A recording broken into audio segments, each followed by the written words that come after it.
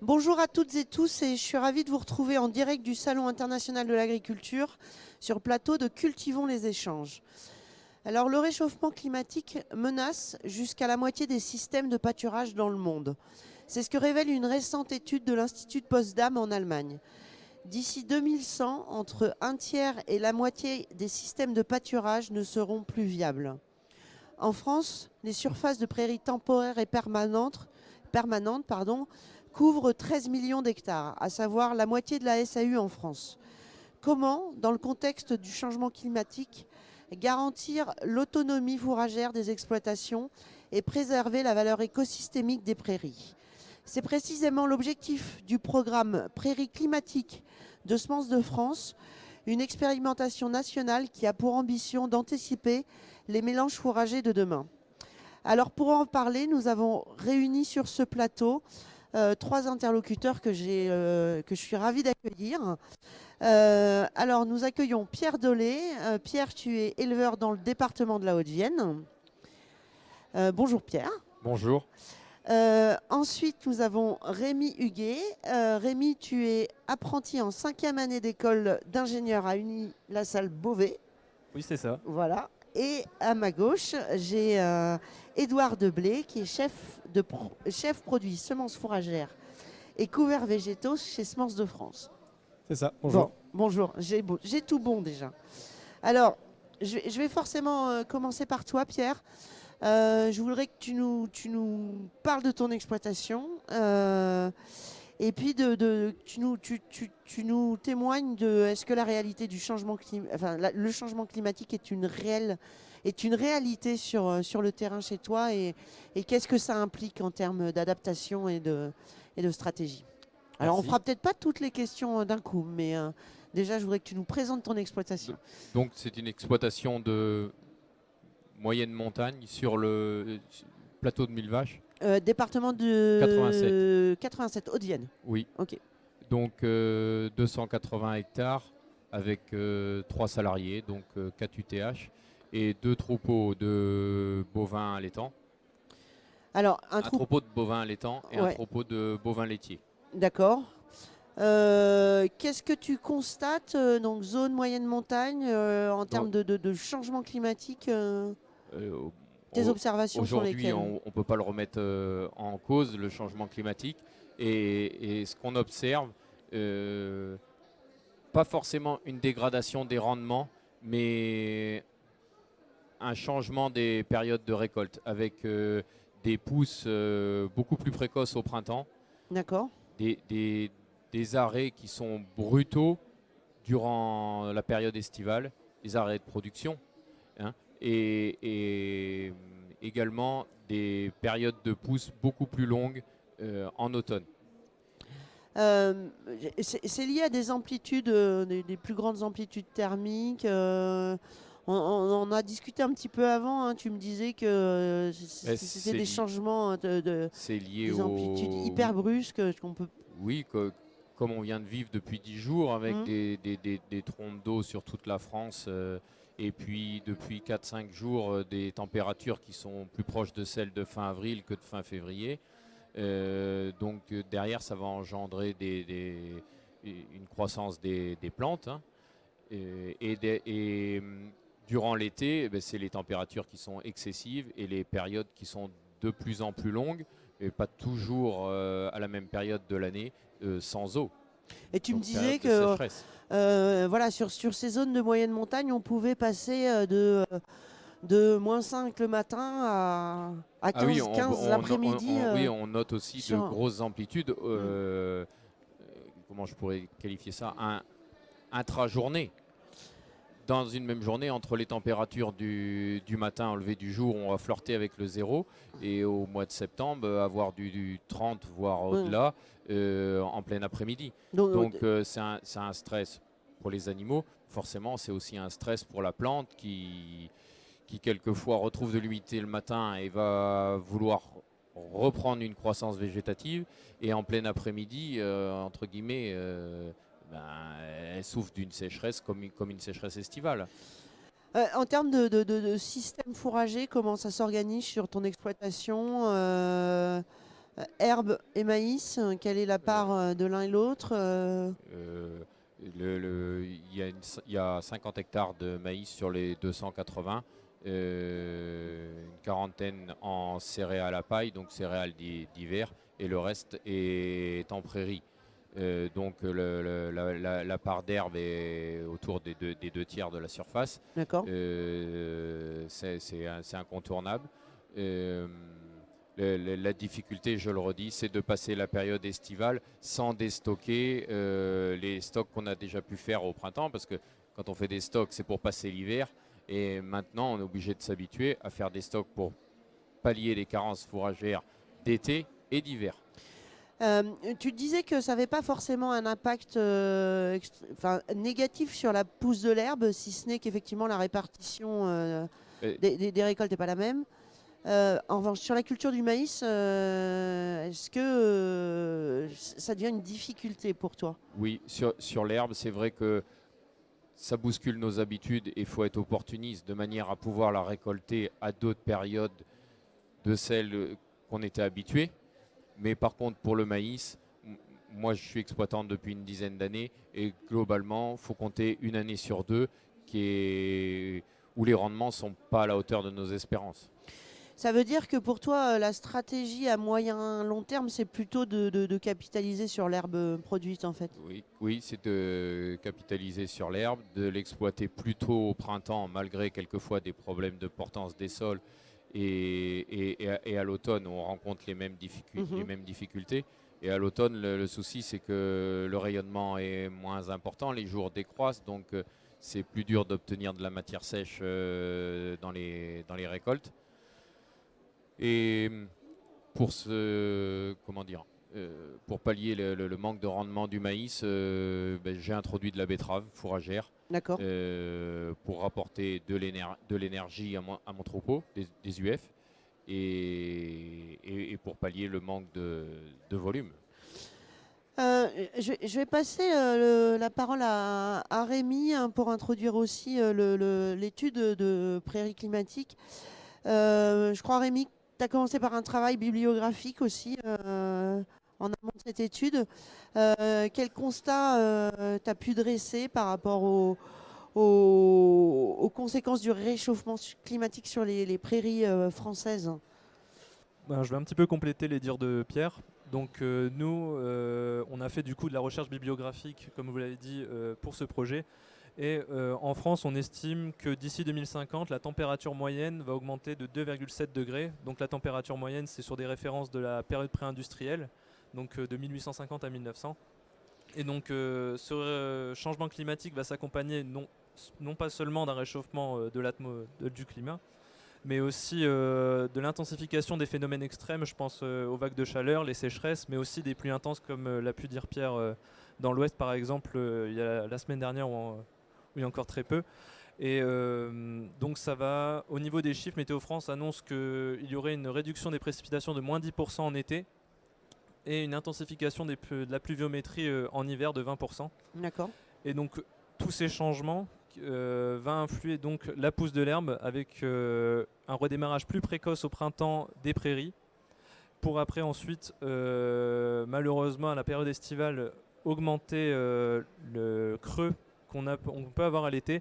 Et enfin, comme l'a dit Pierre, c'est à l'automne, c'est qu'on peut avoir une pousse qui continue un peu plus dans la durée et pourquoi pas valoriser cette pousse automnale en faisant bien attention, c'est les problématiques de portance que certains sols français peuvent avoir.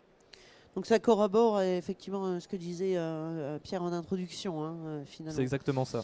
Donc en termes de comment tu te projettes, Pierre, en termes ou tes attentes plutôt en termes d'espèces fourragères, c'est-à-dire d'avoir des choses extrêmement productives au printemps, très vite. Oui, Enfin, oui, tout à fait. ton Graal en matière de variété. C'est une prairie qui va bien s'adapter à nos changements, donc qui va être capable de redémarrer assez rapidement, de produire une grosse coupe ou deux coupes au printemps avant qu'arrivent les périodes de stress hydrique ou de forte chaleur. Parce que quelquefois, on a encore un peu de réserve hydrique dans le sol, mais il fait tellement chaud, Mhm. subitement en plus, que la plante, physiologiquement, elle est stressée, elle se met en résistance. D'accord. Et l'essentiel, c'est aussi qu'elle soit résiliente pour la retrouver à l'automne.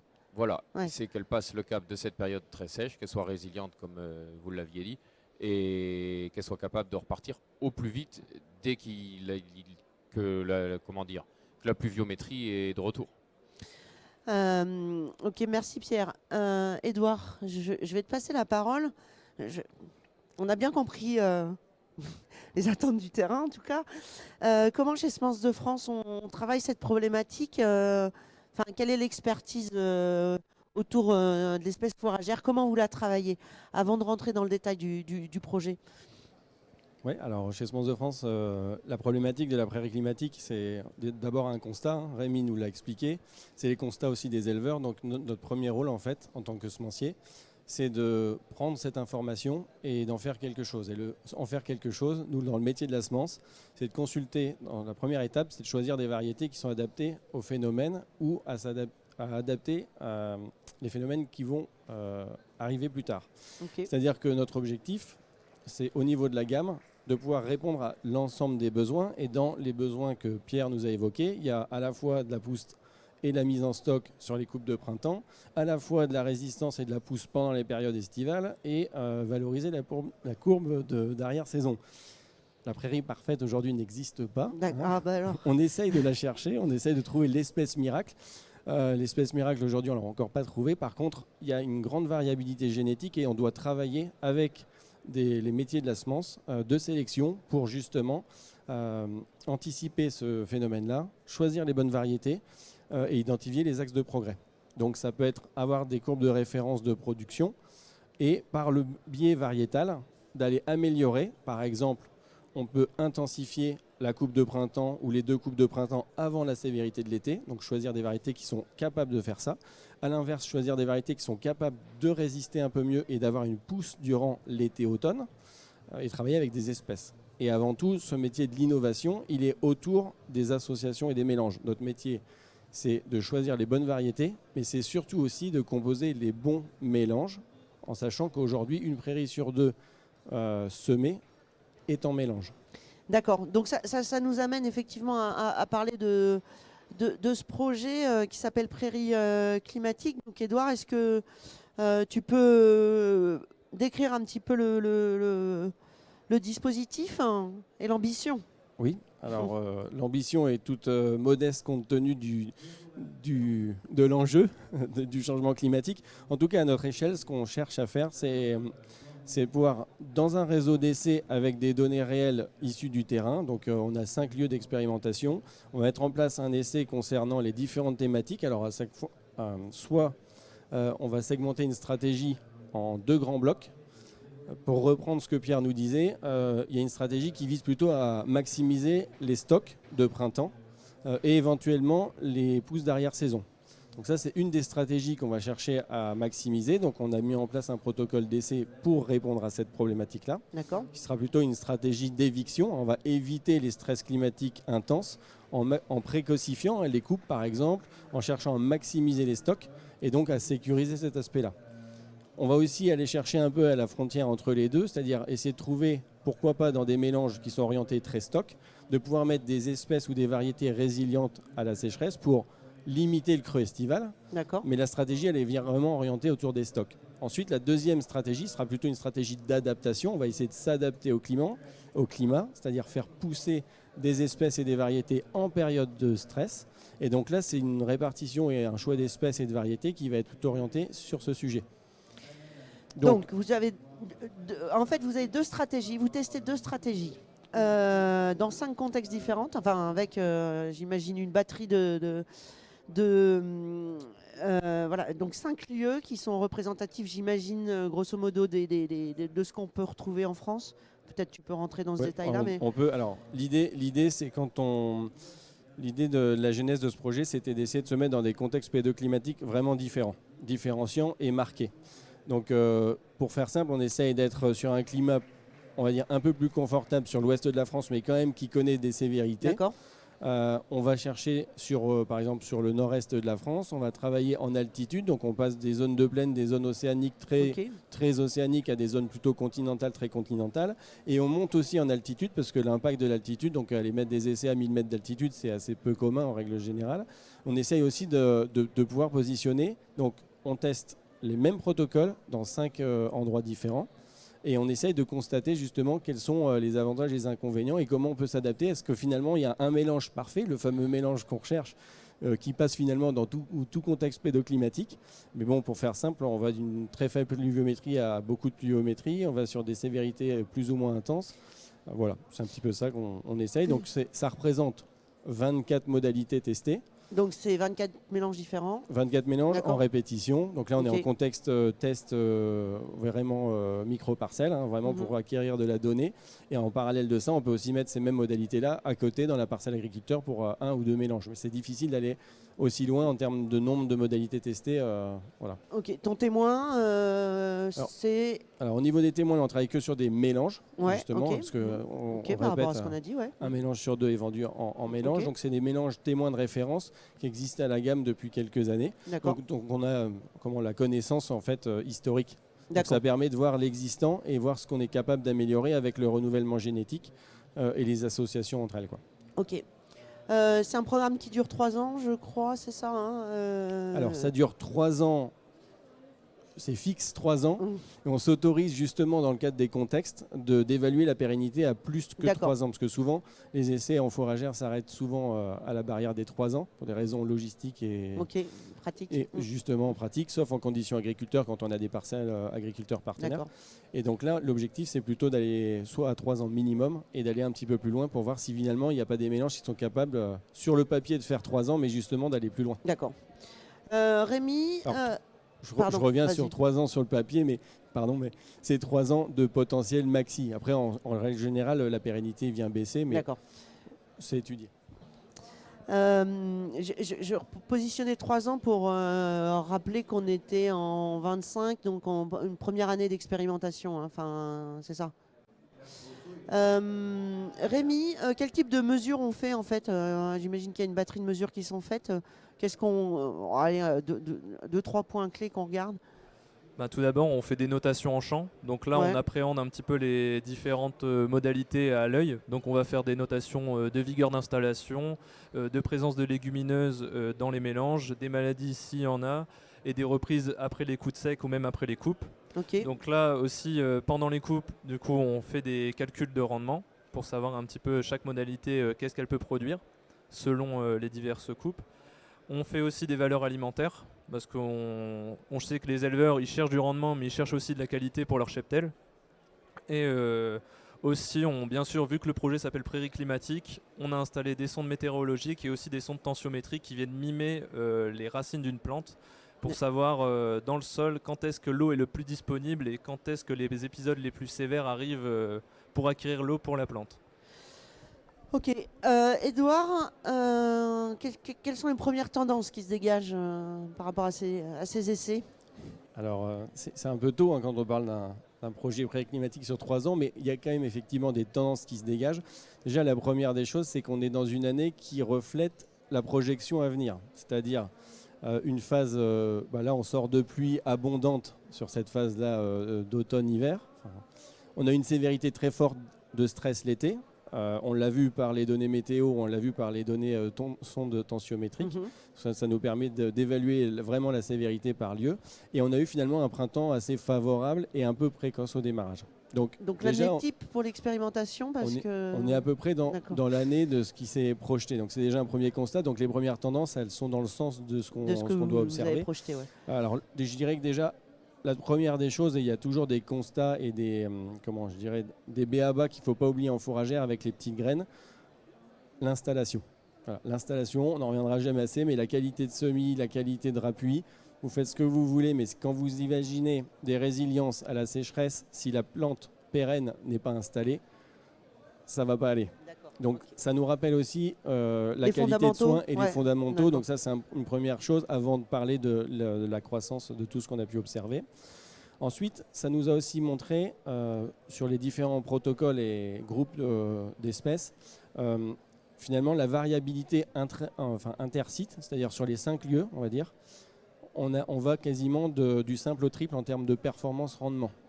Donc ça peut être lié à plein de choses, l'installation comme on disait, mais ça peut être aussi lié à la sévérité et les rythmes d'exploitation. Donc ça veut dire que donner une tendance avec un mélange qui passe partout, c'est possible, mais peut-être qu'il faut aller chercher le bon mélange au bon endroit. Et ça nous aide à le caractériser. Ok. Donc pour faire simple, on peut aller de 6 tonnes, 7 tonnes de biomasse à quasiment 15 à 17 tonnes en fourrage. D'accord. Ouais. Donc il peut y avoir une variabilité qui est assez importante. Et après, il y a aussi des comportements. On parlait d'espèces, d'associations, de variétés et de mélanges. On a des comportements qui sont différents en termes de répartition des coupes dans le temps. On peut avoir des productions avec des prairies qui font 90% ou 80% du rendement annuel sur 2 coupes au printemps. Et on peut être sur des répartitions quasiment 50-50. Donc ça, en fonction des attentes qu'on a et ce qu'on veut en faire. Et des stratégies, ouais. C'est pas du tout la même stratégie et c'est pas du tout. Voilà, la Pierre, par exemple, j'avais une stratégie, nous évoquait l'aspect stock. Aujourd'hui, on peut aller chercher des prairies qui vont produire 80% de ton rendement sur les 2 premières coupes. Et après, on va essayer de récupérer un petit peu sur l'arrière-saison. Mais on peut aussi travailler sur quelque chose de beaucoup plus linéaire dans le temps. Peut-être un potentiel moins élevé, mais finalement avec une répartition dans le temps qui va être plus souple pour toi, pour éviter les gros aléas de stock, par exemple. Oui, tout à fait. Et c'est ce qu'on arrive à faire avec les mélanges et les associations de différentes variétés. Parce qu'on va avoir des légumineuses du trèfle ou de la luzerne qui vont réussir à pousser sous des températures plus élevées que les graminées. Le côté sur l'implantation, ce que disait Edouard, tu le partages, c'est-à-dire que oui. Et puis il y a un bon mélange qui va être capable de donner satisfaction dans une zone. Si l'implantation est négligée, forcément l'utilisateur sera déçu, c'est sûr. Okay. Mais le problème ne viendra pas du mélange, il viendra de la qualité d'implantation, des interventions qui agronomiquement n'ont pas été faites ou mal faites ou au mauvais moment. Donc c'est quoi il y a des fondamentaux à respecter. Les beaucoup de choses. Les recos en termes de SMI, sur les choses sur lesquelles il faut insister, c'est quoi pour faire un bon SMI? Edouard en a évoqué quelques-unes tout à l'heure, mais déjà la bonne date la bonne période, selon les espèces que l'on souhaite semer, les périodes ne sont pas toujours les mêmes. Il y a des légumineuses qui s'installeront plus facilement au printemps qu'à l'automne. Pour les graminées, c'est plutôt l'inverse. La propreté au niveau des adventices d'une parcelle, c'est incontournable. Il faut savoir que les prairies, c'est des petites graines, donc elles ont peu de réserve, elles s'installent lentement. Donc la qualité faut du pas les SMI, faire trop tard avant l'hiver, enfin trop proche de l'hiver, il faut quand même les faire en fin d'été ou en début d'automne.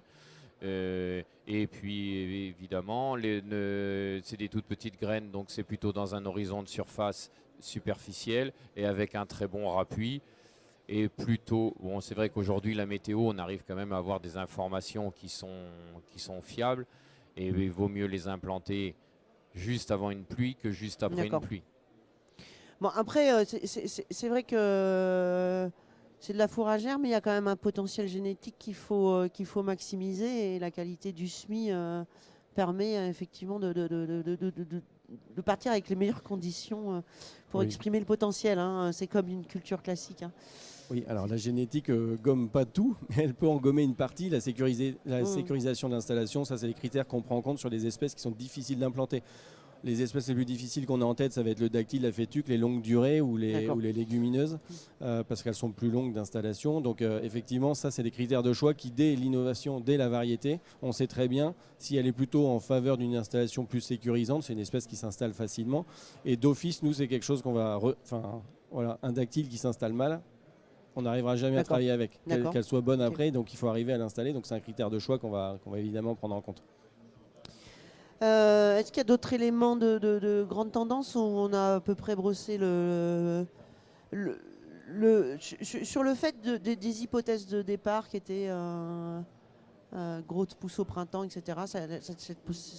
Cette étude les premiers mois de cette étude ont confirmé effectivement ces tendances parce qu'on Oui, alors là, on est sur une première année. Donc, Ouais. tout ce qui va être lié à la production, à la répartition de la production, et pour l'instant, on n'a pas les limites finalement de la pérennité ou des espèces, parce qu'on a la sévérité de l'été qui nous a montré des défauts ou pas de D'accord. quelques modalités, par exemple, enfin, des faiblesses, on va dire des points de sensibilité à améliorer ou pas. Donc voilà. Par contre, on a effectivement la stratégie par exemple de stock. On a nos mélanges de référence, on a les performances historiques, et on arrive aujourd'hui, par exemple, à produire autant en termes de production, mais d'augmenter le taux de légumineuses, par exemple, dans les associations. Et donc là, ça vient nous augmenter la valeur alimentaire, ça vient D'accord. nous augmenter la digestibilité de ce fourrage, et tout en gardant la même sécurité de répartition de volume. Donc ça peut être intéressant, c'est des D'accord. pistes. Donc ça, c'est lié à la construction du mélange et aux qualités des variétés qu'on va mettre dedans. D'accord. Année 2, année 3, Rémi, qu'est-ce on va faire d'autres mesures? Qu'est-ce qu'on va regarder de plus peut-être par rapport aux premières années de prélèvement? Bah, comme on dit, nouvelle année, nouvelle page. Donc D'accord. chaque année, on recommence les notations qu'on peut faire en champ. On continue de regarder le rendement, la valeur alimentaire, le climat. Mais aussi, on regarde surtout, comme l'a dit Edouard, c'est un petit peu la pérennité des espèces dans le temps. Est-ce qu'elles arrivent à survivre, entre guillemets, D'accord. au coup de sec, mais aussi avoir les pieds dans l'eau? Est-ce qu'il y a certaines espèces qui décrochent plus que d'autres? Les prairies, ça évolue tout au long de l'année, que ce soit au niveau de la productivité, mais aussi de la répartition graminées légumineuses.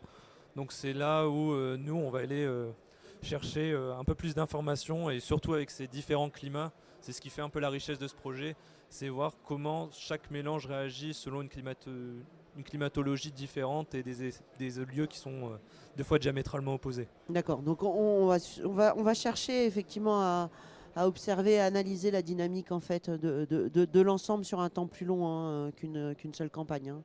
C'est ça. Tout à fait. Un mélange, il évolue dans le temps, Ouais. au cours des saisons, et sur les 3, 4, 5 ans, D'accord. et aussi en fonction des pratiques de Au cours des l'éleveur. années. Derrière, Mm. avant le plateau, on parlait ensemble des pratiques de fertilisation, des pratiques... ça a une influence directe. Donc nous, on reste à iso-périmètre en fait, dans notre essai, mais après, il y a toute la suite. Pierre, c'est de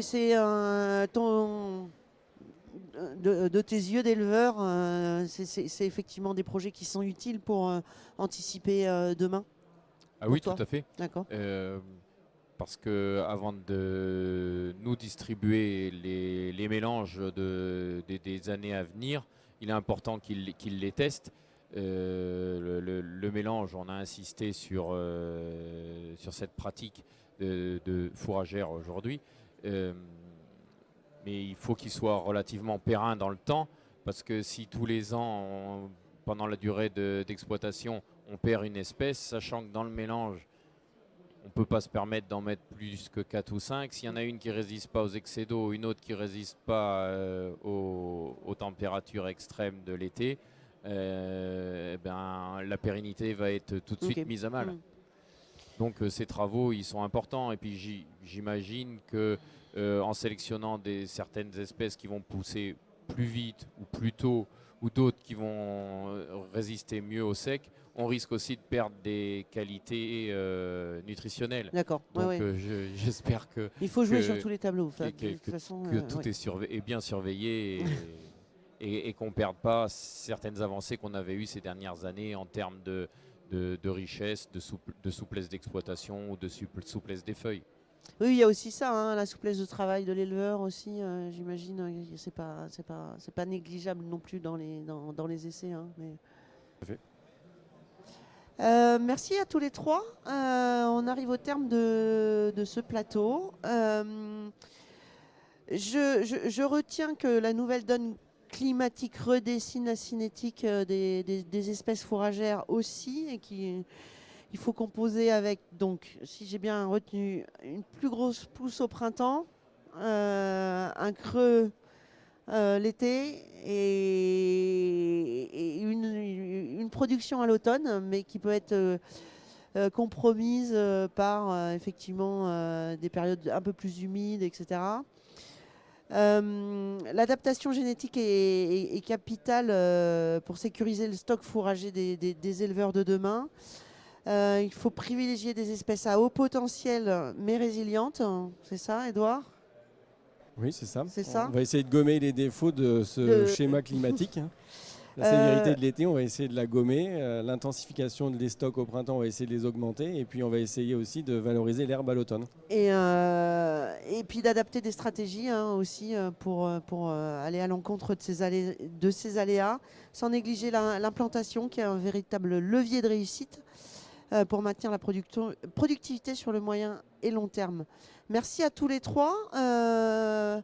Bon vent pour Prairie Climatique en tout cas, et bon courage Rémi pour toutes les expérimentations terrain. Merci à tous les trois, je vous souhaite un très bon salon et merci à toutes et à tous de nous avoir écoutés et regardés. À bientôt. Merci. Merci.